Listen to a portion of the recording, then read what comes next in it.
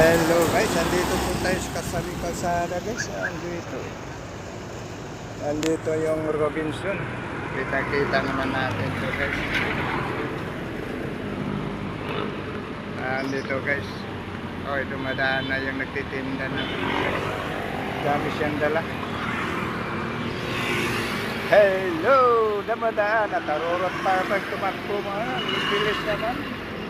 Hindi na yung sabi yata traffic light. Hindi na ma-traffic sa ating sasakyan dito. Tuloy-tuloy naman takbo guys. Oh. Ayan o.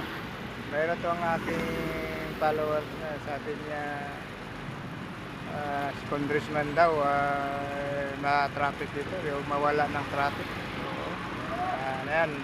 Hindi na ma-traffic. Minsan-minsan lang kasi ma-traffic yun. Ayun ang comment sa akin. Nagkataon na siguro ma-traffic dahil may ginagawa, may nanga-flat, may nanga-sira mga sasakyan. Yun, nasisira talaga aharang sa kalsada.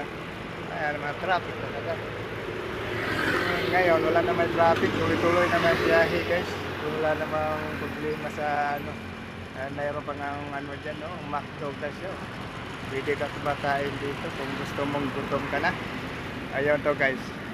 Comment like lang tayo sa ating video. Robinson dyan. Pwede naman tayo dyan kumakain.